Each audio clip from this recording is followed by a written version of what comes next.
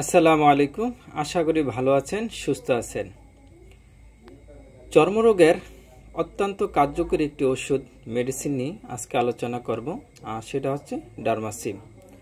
এই ডার্মাসিম ওষুধটি কোন কোন রোগের ক্ষেত্রে ব্যবহার করবেন, কিভাবে ব্যবহার করবেন, কতদিন পর্যন্ত ব্যবহার করা লাগবে, কোনো পার্শ্বপ্রতিক্রিয়া আছে কিনা, দাম কত, এই সমস্ত কিছু বিস্তারিত আলোচনা করব আজকের ভিডিওতে।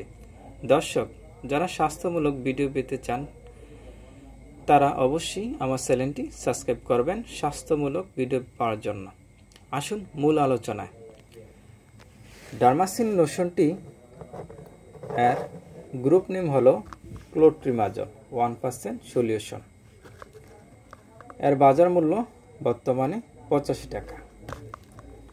দর্শক, এটা কি রোগের ক্ষেত্রে ব্যবহার করবেন?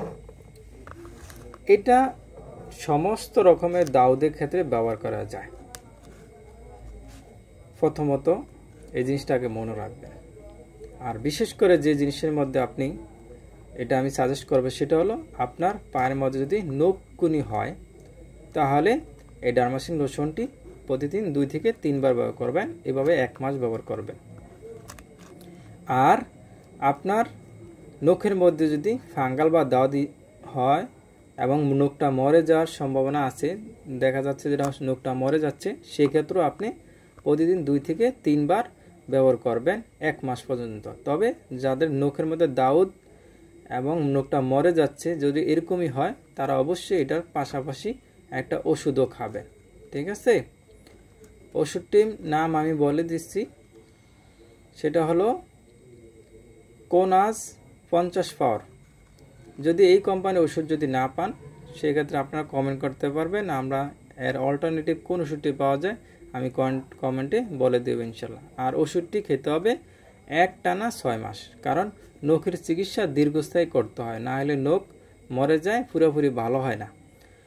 তো এখন আসি, এই ডার্মাসিন লোশনটি আর কোন কোন রোগের ক্ষেত্রে কাজ করে। সেটা হলো, আপনার রানের চিপা যদি লাল হয়, চুলকায় যায়, প্রচণ্ড চুলকায়, দাঁত হয়, তাহলে রানের চিপা আপনি দিতে পারবেন।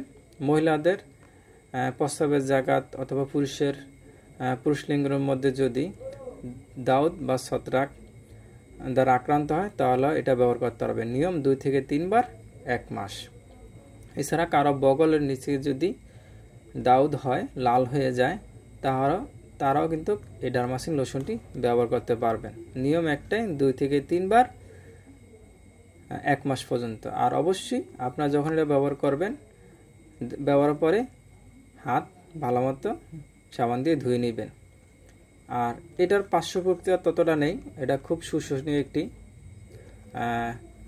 অ্যান্টিফাঙ্গাল। কোনো বড় ধরনের সমস্যা নেই, আপনারা নিশ্চিন্তে এটা ব্যবহার করতে পারেন। তবে এটা খাওয়া যাবে না, এটা খাওয়ার ওষুধও না, এটা শুধু শরীরের বহিরাগত অংশে ব্যবহারযোগ্য। দর্শক, আপনার এই ডার্মাসিম নিয়ে যদি আরও কিছু জানার ইচ্ছা থাকে, প্রয়োজন মনে হয়, তাহলে আপনি কমেন্ট করতে পারেন। ইনশাল্লাহ আমি আপনাকে রিপ্লাই দেওয়ার চেষ্টা করব। ধন্যবাদ সবাইকে।